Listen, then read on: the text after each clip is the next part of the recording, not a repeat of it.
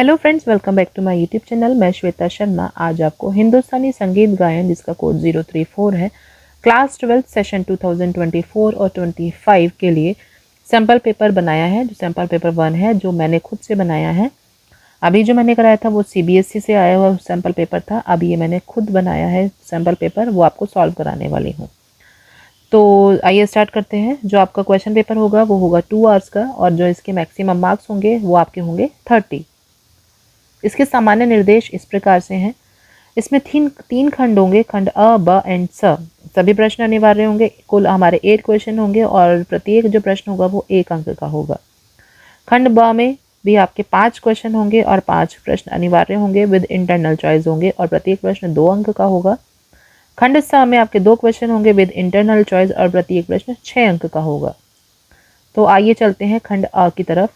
खंड अ का पहला क्वेश्चन है, 7 स्वरों के क्रम युक्त आरोह अवरोह को क्या कहते हैं? मूर्छना, जाति, ग्राम या थाट। तो 7 स्वरों के क्रम युक्त आरोह अवरोह को हम कहते हैं मूर्छना। क्वेश्चन नंबर 2, उस्ताद फैयाज खान का संबंध किस घराने से है? जयपुर, पटियाला, आगरा या किराना। तो उस्ताद फैयाज खान का संबंध आगरा घराने से है, या आगरा घराने से बिलोंग करते हैं। तो सही आंसर है ग, आगरा। क्वेश्चन नंबर 3, संगीत रत्नाकर में कितने प्रकार के गमक बताए गए हैं? तो संगीत रत्नाकर में कुल 15 प्रकार के गमक बताए गए हैं। तो सही आंसर है ख, 15। क्वेश्चन नंबर 4, सही कथन चुनिए। इसका अ पार्ट है, अलंकार संस्कृत भाषा का शब्द है। यस, अलंकार संस्कृत भाषा का शब्द है। नंबर 2, द्रुत लय में गाने वाले स्वरों को आलाप कहते हैं। तो ये हमारा गलत है, कि द्रुत लय मतलब तेज लय में अगर हम गाते हैं स्वरों को तो वह आलाप कहलाता है। तो ये गलत है, क्योंकि अगर हम धीमी गति में गाते हैं तो वह आलाप कहलाता है, और तेज गति में गाते हैं तो उसको हम तान कहते हैं। नंबर 6, मींड का प्रयोग गायन के अतिरिक्त सारंगी पर होता है। तो ये भी हमारा गलत है, मींड का प्रयोग गायन में किया जाता है प्रयोग इसका। नंबर द, गंधार ग्राम का प्रयोग आधुनिक समय में नहीं होता। तो ये ऑप्शन भी हमारा सही है, आधुनिक समय में इसका प्रयोग नहीं किया जाता।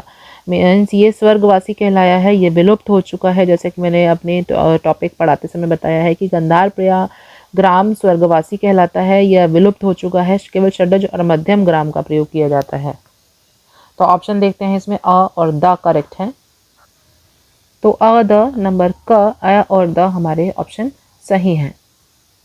नेक्स्ट है, सही कथन चुनिए। राग बागेश्वरी में रेधा कोमल स्वर होते हैं। तो ये ऑप्शन गलत है, क्योंकि राग बागेश्वरी में गा और नी स्वर कोमल होते हैं। रेधा कोमल जो होते हैं वो हमारे राग भैरव में होते हैं। नंबर ब, राग भैरव संपूर्ण जाति का राग है। यस, राग भैरव एक संपूर्ण जाति का राग है, क्योंकि इसमें 7 स्वर को प्रयोग किया जाता है, कोई भी स्वर वर्जित नहीं होता। नेक्स्ट है स, राग मालकौस का वादी संवादी है। मासा में वादी है, मा संवादी है सा। तो ये भी ऑप्शन हमारा सही है।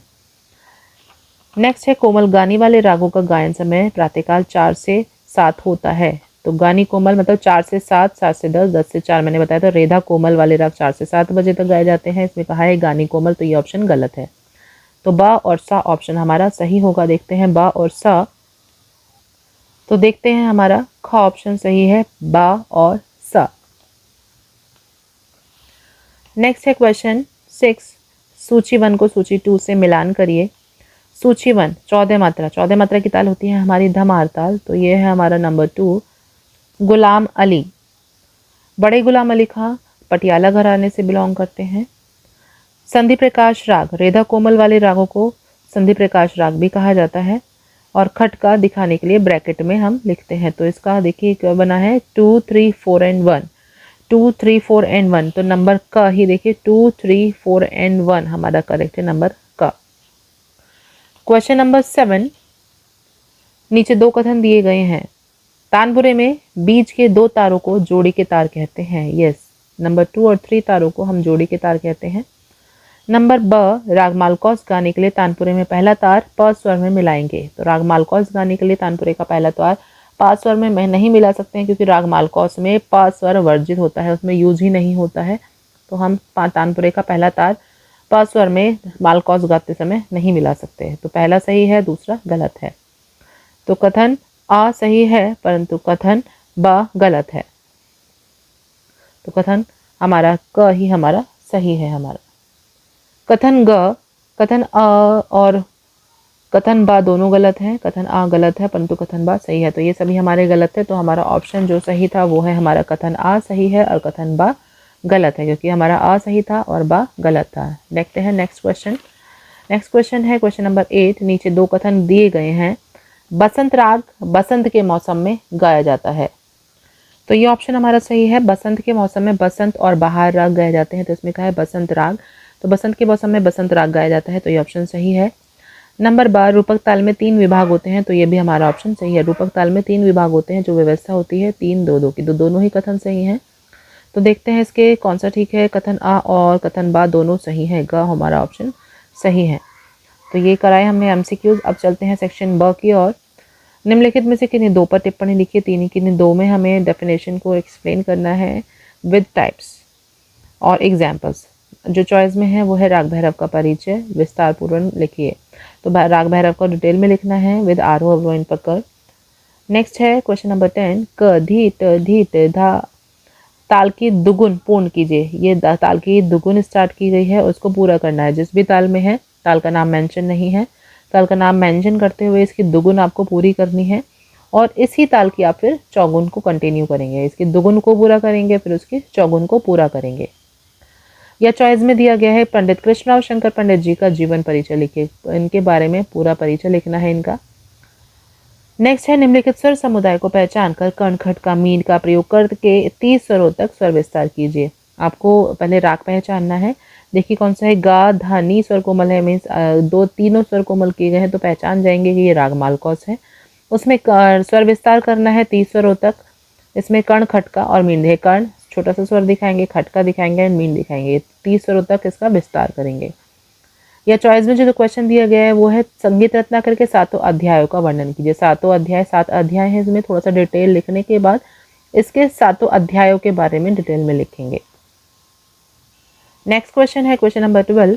तानपुरा मिलाने की विधि लिखिए। तानपुरा में इसमें 4 तार होते हैं, चारों तारों को मिलाने की विधि। जैसे पहला तार मंद्र सप्तक के 5 स्वर में मिलाया जाता है, 5 स्वर वर्जित है तो मंद्र सप्तक के मा स्वर में मिलाया जाता है, और पा और मा दोनों वर्जित है तो मंद्र नी में मिलाया जाता है।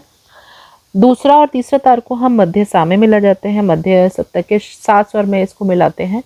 अगर आता है मध्यम स्वर में मिलाते हैं तो वो गलत है। तो मध्य सप्तक के 7 स्वर में मिलाते हैं और चौथा तार मध्य सप्तक के 7 स्वर में मिलाते हैं। अथवा जो चॉइस में क्वेश्चन है कि निधों को पारिभाषित कीजिए। गमक, मोचना और कर्ण। तो इसमें से कोई भी 2 डेफिनेशंस आपको विद एग्जाम्पल याद करनी है। मीन्स 2 डेफिनेशन आपको इसमें लिखनी है।